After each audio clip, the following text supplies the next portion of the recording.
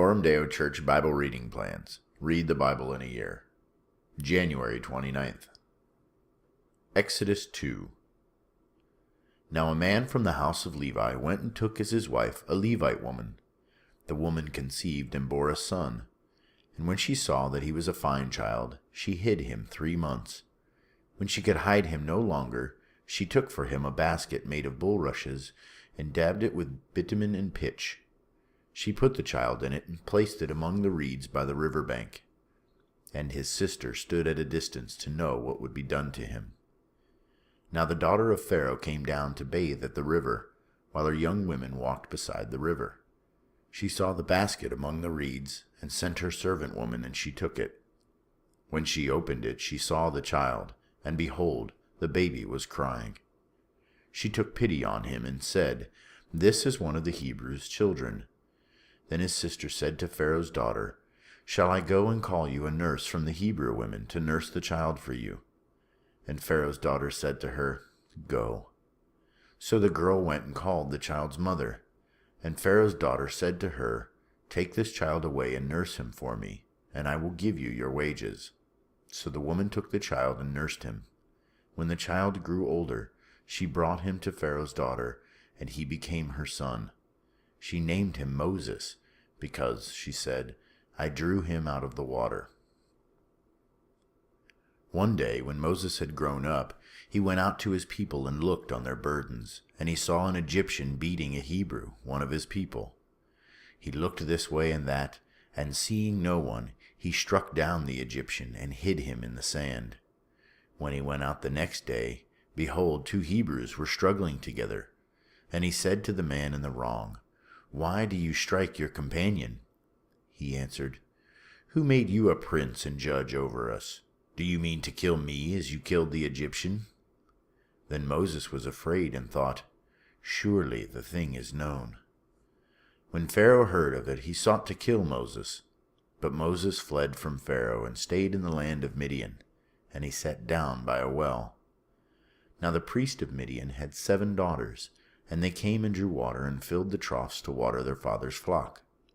The shepherds came and drove them away, but Moses stood up and saved them, and watered their flock. When they came home to their father Reuel, he said, "How is it that you have come home so soon today?" They said, "An Egyptian delivered us out of the hand of the shepherds, and drew water for us, and watered the flock." He said to his daughters, "Then where is he? Why have you left the man? Call him, that he may eat bread." And Moses was content to dwell with the man, and he gave Moses his daughter Zipporah. She gave birth to a son, and he called his name Gershom, for he said, "I have been a sojourner in a foreign land." During those many days the king of Egypt died, and the people of Israel groaned because of their slavery, and cried out for help. Their cry for rescue from slavery came up to God. And God heard their groaning, and God remembered his covenant with Abraham, with Isaac, and with Jacob. God saw the people of Israel, and God knew. Exodus 3. Now Moses was keeping the flock of his father-in-law Jethro, the priest of Midian. And he led his flock to the west side of the wilderness, and came to Horeb, the mountain of God. And the angel of the Lord appeared to him in a flame of fire out of the midst of a bush. He looked, and behold, the bush was burning, yet it was not consumed. And Moses said, "I will turn aside to see this great sight, why the bush is not burned." When the Lord saw that he turned aside to see, God called to him out of the bush. "Moses, Moses," he said. "Here I am." Then he said, "Do not come near. Take your sandals off your feet, for the place on which you are standing is holy ground." And he said, "I am the God of your father, the God of Abraham, the God of Isaac, and the God of Jacob."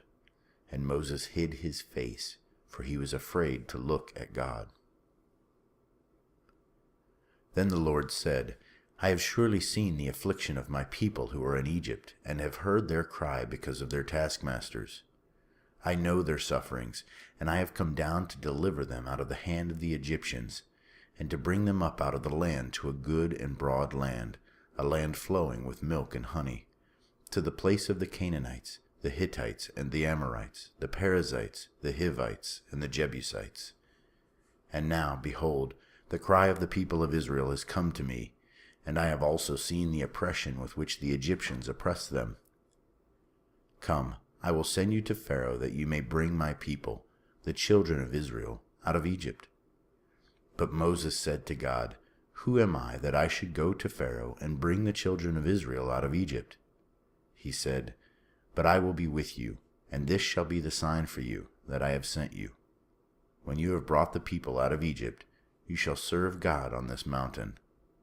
Then Moses said to God, If I come to the people of Israel and say to them, The God of your fathers has sent me to you, and they ask me, What is his name? What shall I say to them? God said to Moses, I am who I am. And he said, Say this to the people of Israel, I am has sent me to you. God also said to Moses, Say this to the people of Israel, The Lord, the God of your fathers, the God of Abraham, the God of Isaac, and the God of Jacob, has sent me to you. This is my name forever, and thus I am to be remembered throughout all generations. Go and gather the elders of Israel together and say to them, The Lord, the God of your fathers, the God of Abraham, of Isaac, and of Jacob, has appeared to me, saying, I have observed you and what has been done to you in Egypt, and I promise that I will bring you up out of the affliction of Egypt to the land of the Canaanites, the Hittites, the Amorites, the Perizzites, the Hivites, and the Jebusites, a land flowing with milk and honey. And they will listen to your voice, and you and the elders of Israel shall go to the king of Egypt and say to him, The Lord, the God of the Hebrews, has met with us. And now, please let us go a 3 days' journey into the wilderness, that we may sacrifice to the Lord our God. But I know that the king of Egypt will not let you go unless compelled by a mighty hand. So I will stretch out my hand and strike Egypt with all the wonders that I will do in it. After that he will let you go. And I will give this people favor in the sight of the Egyptians. And when you go, you shall not go empty, but each woman shall ask of her neighbor, and any woman who lives in her house, for silver and gold jewelry, and for clothing. You shall put them on your sons and on your daughters, so you shall plunder the Egyptians. Psalm 26. I will bless the Lord, of David. Vindicate me, O Lord, for I have walked in my integrity, and I have trusted in the Lord without wavering. Prove me, O Lord, and try me. Test my heart and my mind. For your steadfast love is before my eyes, and I walk in your faithfulness. I do not sit with men of falsehood, nor do I consort with hypocrites. I hate the assembly of evildoers, and will not sit with the wicked. I wash my hands in innocence and go around your altar, O Lord, proclaiming thanksgiving aloud and telling all your wondrous deeds. O Lord, I love the habitation of your house and the place where your glory dwells. Do not sweep my soul away with sinners, nor my life with bloodthirsty men, in whose hands are evil devices, and whose right hands are full of bribes. But as for me, I shall walk in my integrity. Redeem me, and be gracious to me. My foot stands on level ground. In the great assembly I will bless the Lord.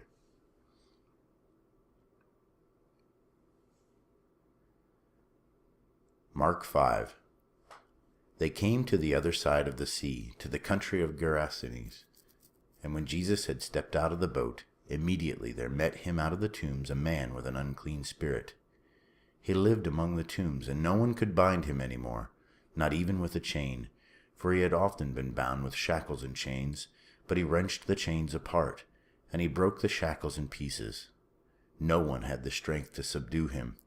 Night and day among the tombs and on the mountains he was always crying out and cutting himself with stones.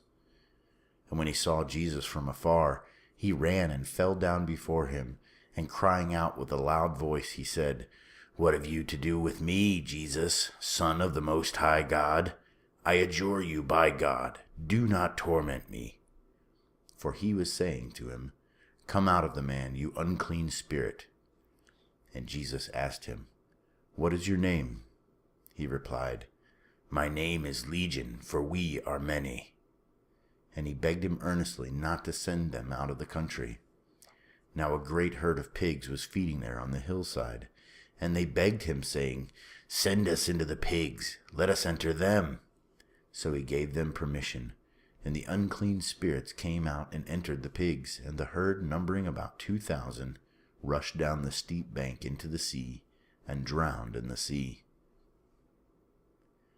The herdsmen fled and told in the city and in the country, and people came to see what it was that had happened. And they came to Jesus and saw the demon-possessed man, the one who had had the legion, sitting there, clothed and in his right mind, and they were afraid. And those who had seen it described to them what had happened to the demon-possessed man and to the pigs. And they began to beg Jesus to depart from their region. As he was getting into the boat, the man who had been possessed with demons begged him that he might be with him. And he did not permit him, but said to him, "Go home to your friends and tell them how much the Lord has done for you, and how he has had mercy on you." And he went away and began to proclaim in the Decapolis how much Jesus had done for him, and everyone marveled. And when Jesus had crossed again in the boat to the other side, a great crowd gathered around him, and he was beside the sea. Then came one of the rulers of the synagogue, Jairus by name, and seeing him, he fell at his feet and implored him earnestly, saying, "My little daughter is at the point of death. Come and lay your hands on her, so that she may be made well and live." And he went with him. And a great crowd followed him and thronged about him. And there was a woman who had had a discharge of blood for 12 years, and who had suffered much under many physicians, and had spent all that she had, and was no better, but rather grew worse. She had heard the reports about Jesus, and came up behind him in the crowd, and touched his garment. For she said, "If I touch even his garments, I will be made well." And immediately the flow of blood dried up, and she felt in her body that she was healed of her disease. And Jesus, perceiving in himself that power had gone out from him, immediately turned about in the crowd and said, "Who touched my garments?" And his disciples said to him, "You see the crowd pressing around you, and yet you say, 'Who touched me?'" And he looked around to see who had done it. But the woman, knowing what had happened to her, came in fear and trembling, and fell down before him, and told him the whole truth. And he said to her, "Daughter, your faith has made you well. Go in peace, and be healed of your disease." While he was still speaking, there came from the ruler's house some who said, "Your daughter is dead. Why trouble the teacher any further?" But overhearing what they said, Jesus said to the ruler of the synagogue, "Do not fear, only believe." And he allowed no one to follow him except Peter and James and John, the brother of James. They came to the house of the ruler of the synagogue, and Jesus saw a commotion, people weeping and wailing loudly. When he had entered, he said to them, "Why are you making a commotion and weeping? The child is not dead, but sleeping." And they laughed at him. But he put them all outside, and took the child's father and mother and those who were with him, and went in where the child was. Taking her by the hand, he said to her, "Talitha cumi," which means, "Little girl, I say to you, arise." And immediately the girl got up and began walking, for she was 12 years of age. And they were immediately overcome with amazement. And he strictly charged them that no one should know this, and told them to give her something to eat. This is the word of the Lord.